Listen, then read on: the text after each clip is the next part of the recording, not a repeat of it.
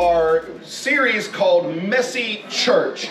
And this series is really designed for us as a new church plant to come together and be trained in the idea of who we are as Passion. What is it that is our mission and our vision? Who is it that we're going to try to be as we reach out to a community? And most importantly, how are we going to do that in very specific ways? And as we've gone through this training, we've talked about a lot of different subjects that we've dove into, like what is truth? How do we apply that truth? And when does truth get messy? Grace, where does that come in? How does grace save us? And what does it look like when we are a church that's committed to giving and sharing messy grace for people who are just in a bad situation in their life? From there, we dove into what it's like to be messy people and how we can reach those around us to have messy discipleship, and moving on from there. And today, our subject is called Messy Places. Now, I wonder how many of you guys have a place in your life that is your spot, not metaphorically speaking, but one area. Maybe it's your home, maybe it's the VFW or the YMCA or whatever that is, but it's your place because you just feel right there. Something has happened inside or around that place with loved ones, with family members that have great memories, things that have impacted your past, present, and future. What or where is your place? You see, a lot of times in life, we go through this period where we're searching for our spot. Where does Josh fit in? Where does Bob fit in? Where does Beth fit in? And once we find that, it's incredibly relieving, super relaxing, and one of the things that can happen often is we get very protective of that space. Because this is my home. And in my home, we do things Josh's way. I remember my mom one day sitting down with me. Now, I am a mama's boy. Y'all can pick on me, but through and through, mama's boy. Like when I'm sick, I want mom. When I've stubbed my toe, I want my mom. My dad was the type to get out a baseball bat and hit me and be like, "Don't be stupid." Right? Mom was the one to come and give me a hug after he hit me with a baseball bat. It's like, "It's okay, son, he loves you." Right? Like that's just the relationship that we had, right? And so mom is the one that, man, I want her split pea soup when I'm just not feeling well. Or when I have a stomach ache, we always drink Coca-Cola, right? Like mom is the one who gave that to me. And I remember one day specifically, mom and I were having a disagreement. And by that, I mean, I was being a moron.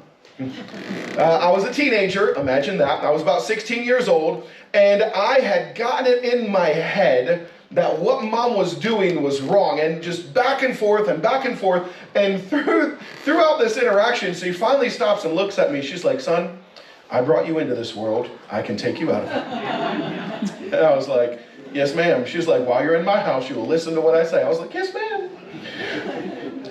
When we find our spot, when we have our zone, we want to protect that space. And rightfully so, because we don't want that comfort. We don't want that thing that it is, that place that we have so many good memories, to disappear or to change or to evaporate. And one of the best things that we can do, and one of the things that we want, is for you and everybody else to consider Passion Church your place. We want that. We want you to think about going to church on Sunday as like going to see your family. We want you to walk in and give people high fives and be way too loud and way too excited and way too happy to see all those wonderful goodies that Jan somehow makes out of air, yet they're super tasty, right? Have y'all looked at the package? It's like no eggs, no sugar, no bread, no wheat, no nothing, and yet you have a chocolate chip cookie out of air and water. I don't know how she does it, but it's there and it's yummy, right?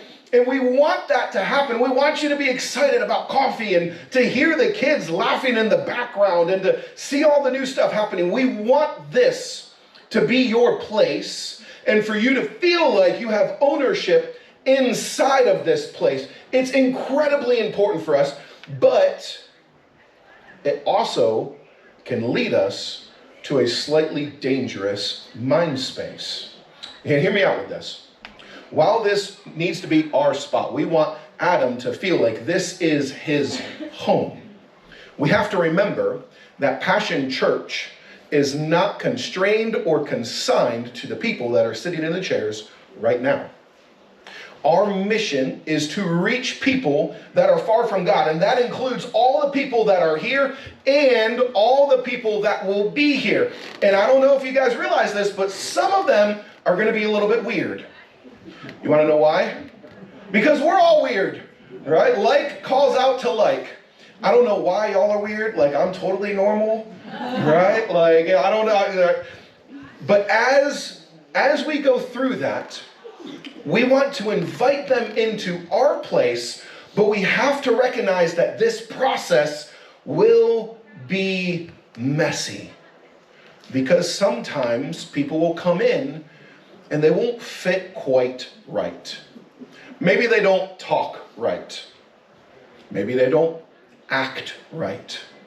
Maybe they don't dress right. Maybe they're Carolina fans. We'll pray for them. Salvation comes for all. Like 10 of y'all are like, I don't like him anymore. Sometimes when it comes to bringing other people into our place, we will have to recognize that this will be a moment, and there will be moments where we will have to choose between being right and being godly. Between being right and being godly. Now, hear me out. Before we say this, we don't have any problem with living a life in the right. We don't have any problem talking about truth out of Scripture and about the moral truth that God gives us. That's not what I'm talking about. In our culture, there is a concept and an idea where when I'm talking with Chad, I have to be right. And that rightness isn't just me living right or doing right or loving him the right way. It's a position of moral and intellectual superiority, because I want you to see my little right badge. It says Mr. Right, because I do the right things and I say the right things. And let's face it, if we're honest, we all think we're a little more right than everybody else. If you don't believe it, just drive with yourselves. Right? Like, have you all ever been like, they cut me off? I never cut people off. Until you would look like, I imagine Jesus up there being like, bro, you did that last Tuesday. Right? But in our minds, we think we're more right. We think the way we dress is more right. The way we run our finances is more right. We look at people who have more money than us and we'll be like, if I had that much money, I'd do this. Well, that might be the reason you don't have that much money. But we know we're right. We're right. I'm right. You're right. He's not so right. She's right, right? But we have to remember, being right has never led a single person to Jesus. In all the stories of conversions that I've heard, I've never had somebody like Johnny walk up to me and say, Josh, I saw how right you spoke, and man, the words that you used, like I just decided to drop down on my knees and accept Jesus Christ as my Lord and Savior. Nobody has ever told me like, wow, Marshall just wore the right clothes that day and he acted the right way, and man, it struck me. Or the argument that I had with Chad, like he proved me right, and Lacey was there and she even said he was right, and it was a miracle, but I just decided to accept Jesus. What we hear is, man, I was sick and Dave came and fed me, and it made a difference. Or when I was hurt and somebody came and mowed my yard. Or when I was hurting and somebody came and they sat with me and they talked with me and they loved on me, or they took care of my kids, or they shared their story with me. You see, being right is not our witness. How we witness to other people is the gospel of Jesus Christ. And when we open up this space, when we invite other people into our place, we have to recognize that they and us will sometimes have a different opinion of what is right. But if all we do is kick them out and beat them up and pat them over the head with a Bible and be like, "Begone, Jesus," all right, or "Begone, Satan," whichever one, they will never, ever be a part of this family. And we are passionate about people and about God. From the beginning of Passion Church, by the way, we're officially 9 weeks old today.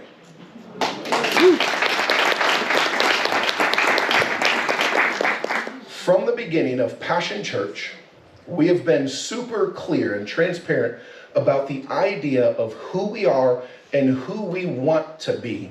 This is not meant to be a church that just makes us feel comfortable. I don't know if you guys know this, but planting a church is hard work, right? It takes a lot of time and a lot of effort and a lot of money and a lot of uncomfort and a lot of people being a lot of things that they never thought they would be. And it is happening at a super fast rate here. And we are so happy and so proud, but we want to make sure that everybody who comes in, not just the people that started here, but everybody who comes here knows that we are passionate about authentic relationships. And that's what this whole series has been about. We want to have a relationship with somebody who thinks differently than us. We want to bring somebody to Christ who is far from God or in a situation that they've been stuck in for years and years. We want the people who walk by normal church and shudder a little bit and think, "Ooh, I don't know about that," right? That's who we want to reach and who we want to be. And we call it church for the rest of us. But in order to do that, we have to be okay with messy spaces. And from day one, we've tasked people with the idea of taking time to pray and ponder and think about whether they want to be involved in what we call our core plant team. And that's after this training phase is done. Once we've gone through this 8 or 9 week period leading up to the middle of November, we want people to know, hey, is Passion Church where I want to plant my flag? Is this going to be my place? And if it is, we want to challenge everyone to accept a 1-year commitment to do 4 different things, and they'll be up on stage. The first one is pray every day. We want to challenge all of our people that are here and that are a part of this to pray every single day, not Monday, Wednesday, Friday, but every day for 10, 15, or 20 minutes. Pray for our growth, for our leadership, for our finances, and for the people that are involved here and the people that will be involved here. We're asking everybody to be active every week in as much as we can. Not that attendance has to be perfect, but that will be involved in a small group or that will come to service in a position of importance. Not that we can't go on vacation. Last week we had several people out because they were up in Western North Carolina serving those who needed help, but that it's in a position of importance that I don't wake up on Sunday and be like, today breakfast in bed and a mimosa sounds good. We'll watch Josh later tonight. But that we are committed to being together. We're asking people to give every month to support Passion Church on a monthly basis financially. Not the size of the gift, that doesn't matter to us. But the consistency that we're all in this together, whether I can give $1 a week or whether it's $5,000 a month, the gift in and of itself makes a difference in the missions that we do, in the supplies that we need, in the kids area when they're doing this, in the 5 baptisms we had last week. That's what your gifts go to support. And then the fourth thing is to serve on a bi-weekly basis. We want everybody to be on a serve team. For several years now, there's been a startling statistic running around America that 80% of churchgoers are supported by 20% of the active church. And so if you have a church of 1,000 people, that means you'll roughly have 200 people that are active in serving. We would love to flip that statistic on its head. We would love to have 80% of our church that is actively supporting 20%. And that 20% would be the ones that need it, right? The ones that are hurting, the ones that are trying to get on their feet, the ones that need that support, not the ones who are just taking it because it's comfortable. And that's our goal. And we want everybody, as we come into this, to volunteer to serve. Because when I'm a part of it, when I pray for something, when I attend something, when I give financially to something, and when I serve shoulder to shoulder with other people, that is me having ownership in something that is brand new. And that doesn't mean you have to get up on stage and sing. What it can be is serving coffee.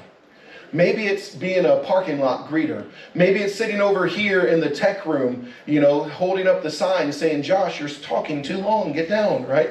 Maybe it's somebody who's on the safety team or the medical team, or maybe you help Jan with the cookies and the things, like she teaches you all the wizardry that she does, right? Whatever that is, we want people to be involved because that's what makes it our home. But then we also want people to invite others into that place. We want people that are a little bit different. How many of you guys have ever looked at somebody that was weird and in the back of your mind, like, I get them, right? We got about 12 honest people. All the rest of us are in denial, right? Like sometimes I look at people, so like this weekend I'm doing a church event with some teenagers, and it's great because it's Dungeons and Dragons, right? Like if you don't know what that is, welcome to the weird zone.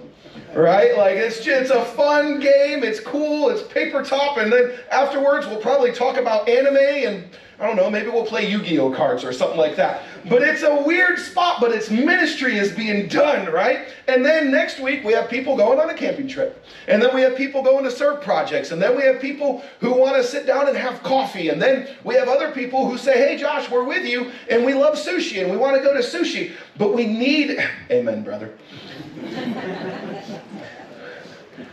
Tuesday at 7 p.m., Sushi Kingdom. It's a date. There you go. But we want other people to come into that space, and that will be messy.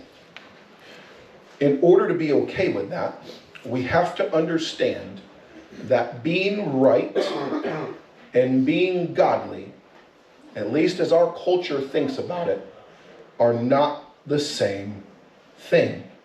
Being right does not make people follow Jesus. And here's what I mean by that, guys. Just because I do the right thing doesn't mean that what I'm doing is good. Sometimes we do the right thing, but it's almost like we're taking a can of food, putting our name on it, and throwing it at somebody's head. Like, man, you're hungry. Now I'm going to feed you, but I'm going to do it in the most passive-aggressive way possible.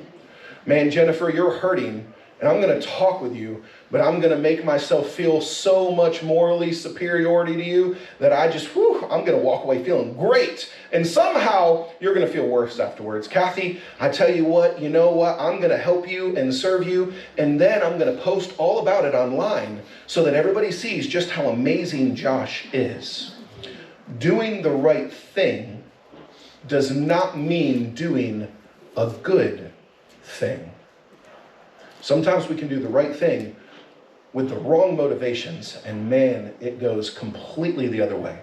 But don't take my word for it. Let's look at what Jesus says about this in Luke chapter 18, verse 9. We're going to start there. And this is where Jesus is talking to a crowd of people, and he's giving all sorts of parables to people in this crowd. And then he gets to one that I think is very uncomfortable for many of us.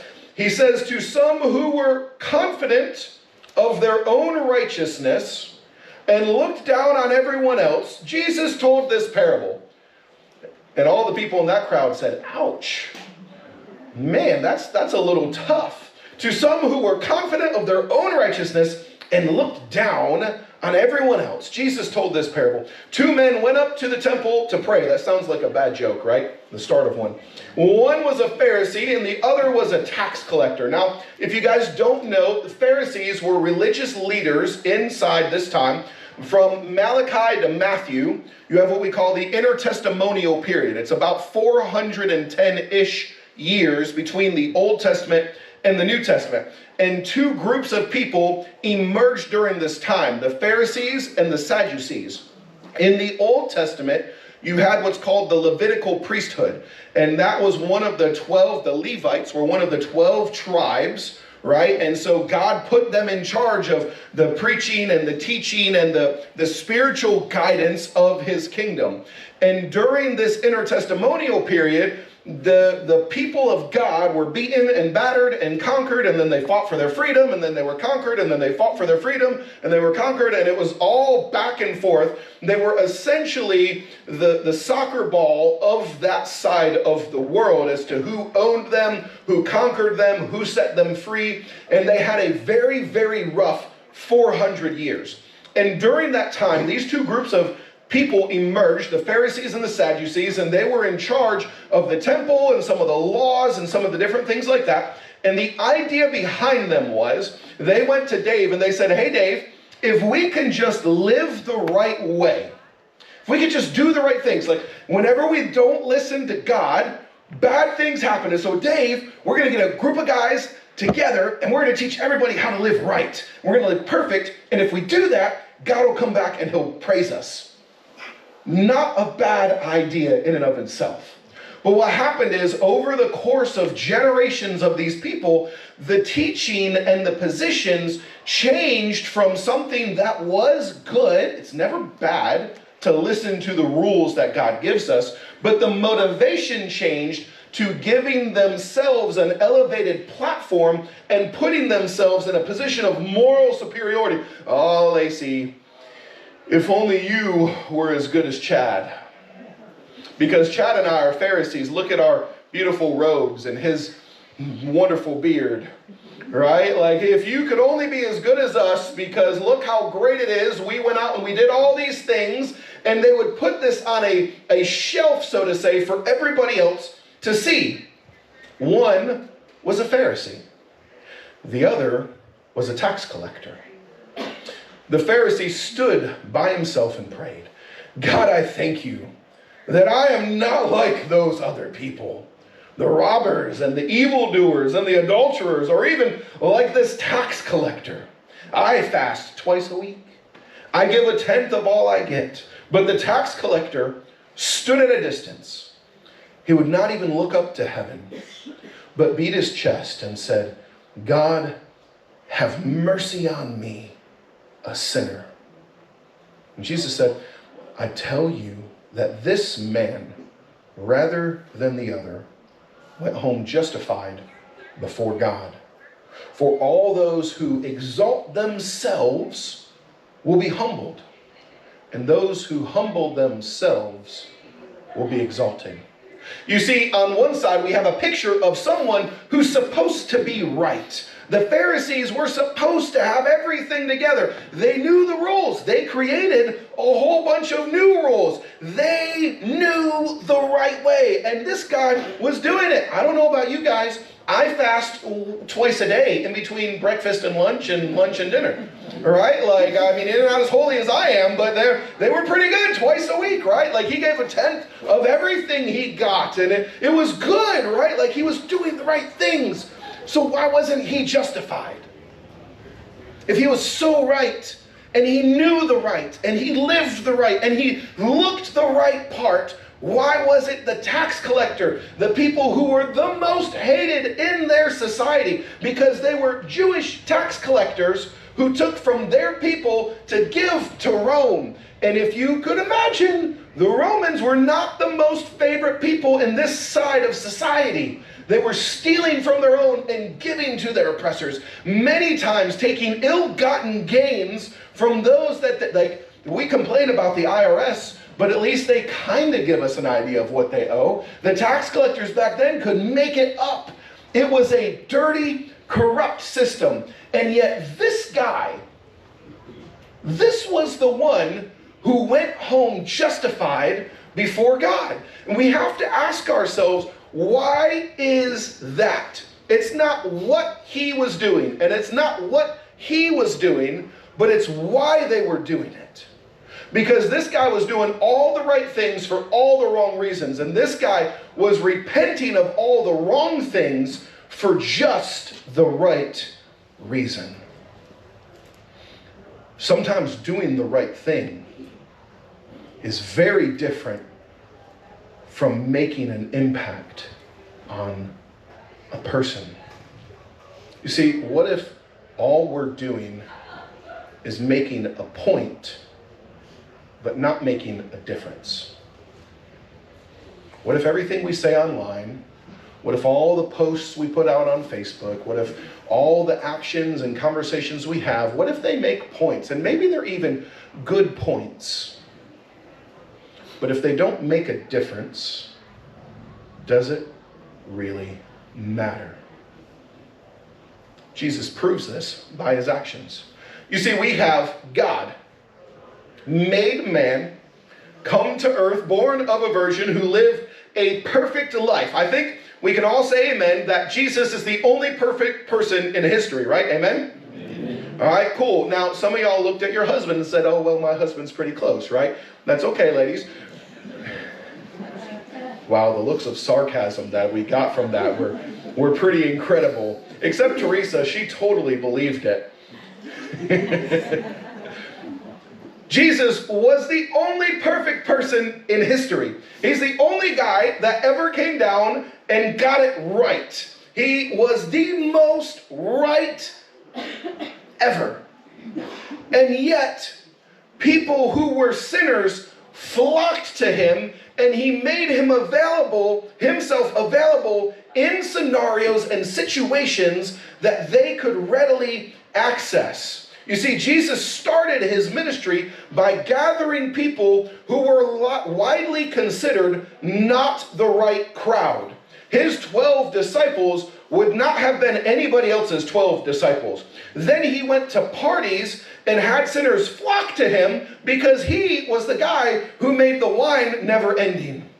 Right? He was the life of the party. And then there was this prostitute so moved by the grace and the love that Jesus showed her that she paid a whole year of salary to break this bottle of perfume over his feet. And after that, there was a tax collector who would steal from his own people and give ill-gotten gains to the Roman government and enrich himself. And Jesus went and ate dinner at his house. And then furthermore, Jesus went to this well with this woman who had multiple husbands and committed adultery, and nobody liked her.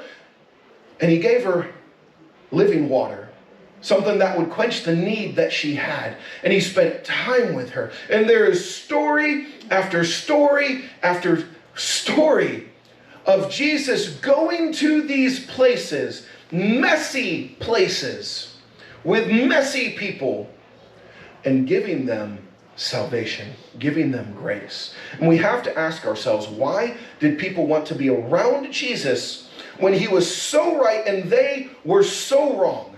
And the answer to that is that Jesus didn't make them feel wrong. He made them feel loved. Jesus didn't make them feel wrong. He made them feel loved. Look at this. John 13, verse 34 through 35 says this: "A new command I give you." Now, this is on the night of the Last Supper. Jesus has gotten down on his knees and he's washed his disciples' feet. He knows what's about to happen with the crucifixion. He knows that he's going to be turned over to the authorities by one of his own. And he breaks bread with them. He institutes communion with them. He washes their feet, something that he never would have done normally in his position in that culture. And then afterwards, he says this: "A new command I give you. Love one another as I have loved you. So much is why you love one another. By this, everyone will know that you are my disciples if you love one another. Not by the clothes you wear, not by the posts you have on your Facebook account, not by how right you are or who you vote for or don't vote for, not by how much education you have or didn't have, not by how well you can sing or can't sing, not any of that stuff, but by our love, they will know that we are his children. This right here is what was different about Jesus. It's not that he loved the things they were doing that's wrong. He's not that he even told them that continuing in that lifestyle was okay. It's not that he accepted it or changed the truth. None of that happened. But what he did is he cared enough about those people to say, you matter to me. And you are welcome in this place. This concept is so important to us here at Passion Church because we want to and we need to live out this mission of reaching those far from God. Embrace the idea that having someone inside our family and leading them to Christ is so much more important than how right we are. It's so much more important than feeling like, man, I'm doing all the right things and everybody here is doing all the right stuff and saying all the right and being in all the right places, because people matter. Being okay with messy places means that we want people to make this their home just like it's our home. And when we accept that there will be people with different ideas and different ways of living, but that when we have authentic relationships with them, that we lead with grace and then proceed to truth through fellowship, through eating together, through communion, through worshiping, through serving together, through life groups together, through all of that, that Jesus can change their lives. Now, as Gabby comes back to play our final song, I want to close with this. 1 Corinthians 13, verse 1 says this: if I speak in the tongues of men or angels, but do not have love, I am only a resounding gong or a clanging cymbal. If I have the gift of prophecy and can fathom all the mysteries and all the knowledge, and if I have faith that can move mountains, but do not have love, I am nothing.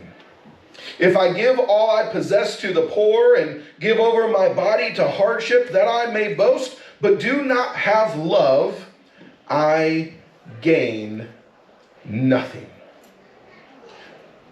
Passion, we have to ask ourselves during this time period, who is it that we're going to be as a church?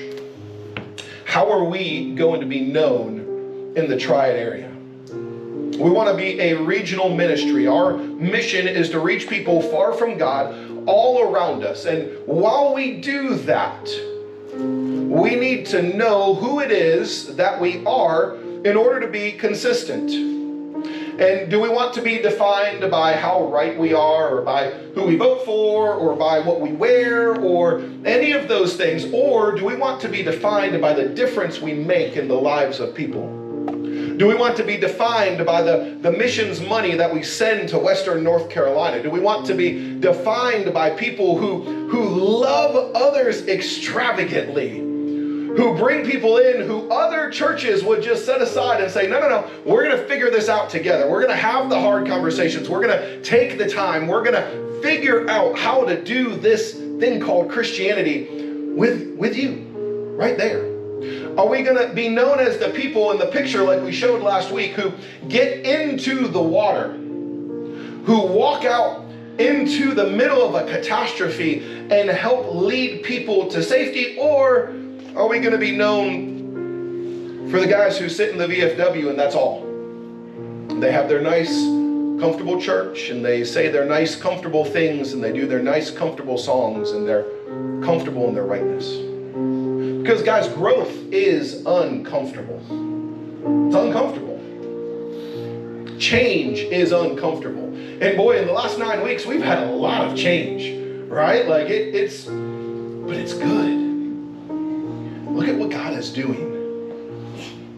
We have to ask ourselves, man, am what I'm doing, am I a gong that's just playing needlessly? Do I want to be known as somebody who is wise but doesn't put his wisdom to use? Do I want to be known as someone who sings but doesn't have the right heart behind it? Or do I want to be known as someone who lives out extravagant love and extravagant truth? Not one or the other, but both, to the best of our ability. Who are we going to be? And what's your position inside that